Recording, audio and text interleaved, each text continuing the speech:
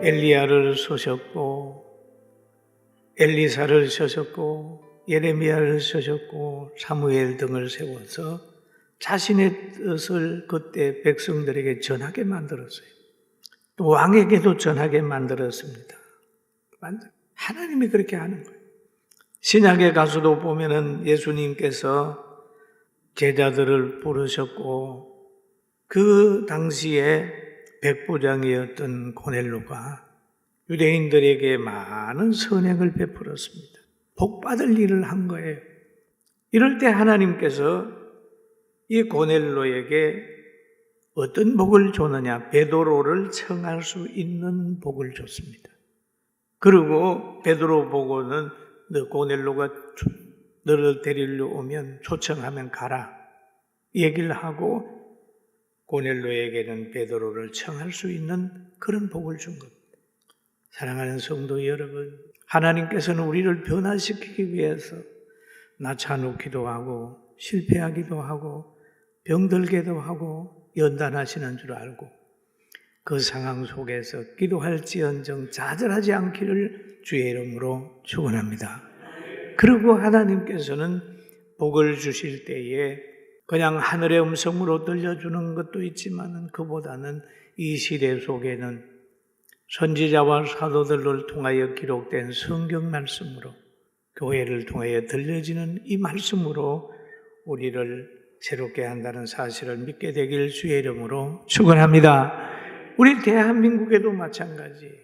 사울에게 아나니아를 보낸 것처럼 우리 대한민국에도 보면 130년 전에 언더우드와 아펜셀라 선교사를 보내가지고 복음을 전하게 해서 오늘의 우리 교회가 있고 우리가 지금 예수 믿고 있는 겁니다. 그런 것처럼 하나님께서는 우리를 군포에 보내줘요. 저를 군포에 보내줘요. 하나님께서 여러분을 직장에 보냈습니다. 하나님께서 우리를 어느 동네로 보내고 직장으로 보냈습니다. 우리는 다 사명자입니다. 그리고 이 변화받은 그 사울이라고 하는 사람 변화를 받는 겁니다.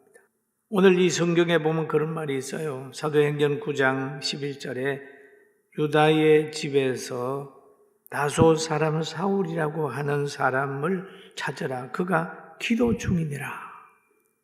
먹지도 못하고 마시지도 못하고 보지도 못하는 상황 속에 있는데 하나님은 아나니아를 가르쳐가지고 하는 말이 그가 기도 중이다.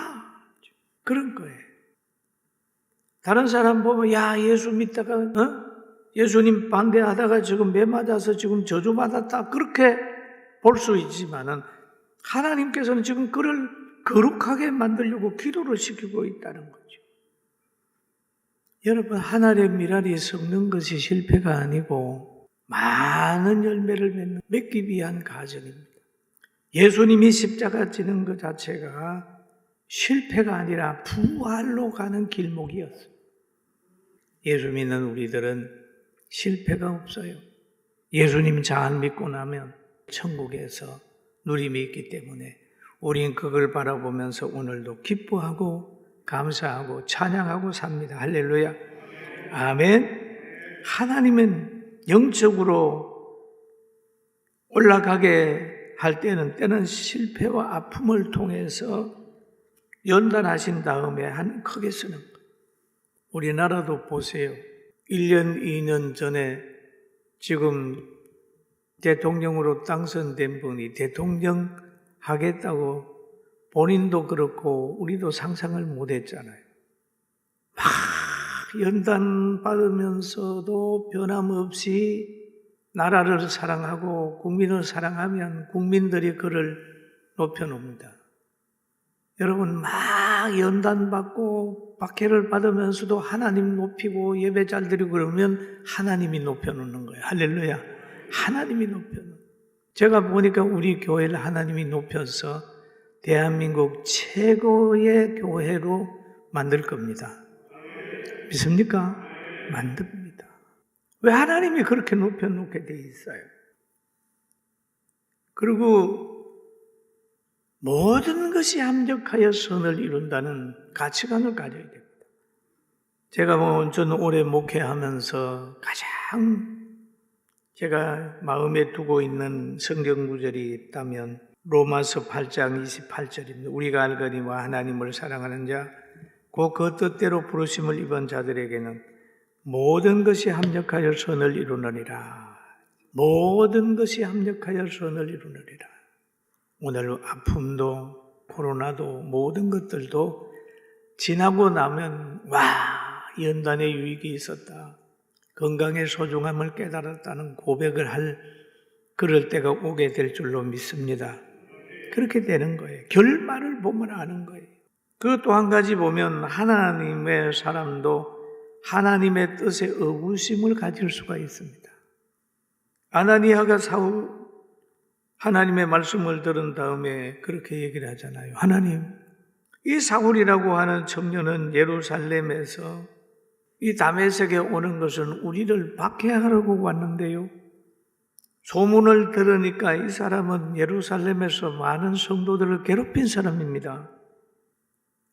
그러면서 아나니아가 사울에게 가기를 싫어했습니다. 이런 사람입니다. 그러잖아요. 그는 주님의 사람이 아닙니다. 그는 우리 사람이 아닙니다. 그는 믿는 사람이 아니에요. 대제사장들이 파송한 사람입니다. 그렇게 얘기를 하는 거죠.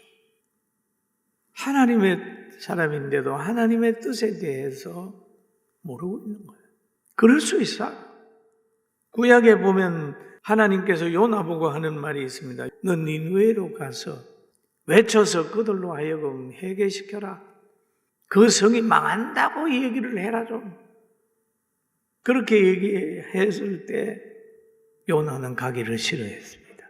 그리고 니느웨가 아닌 다시스로 도망가다가 물고기 배 속에 들어가서 강제적으로 저 니느웨 해안가에 도착을 하게 되는 거죠.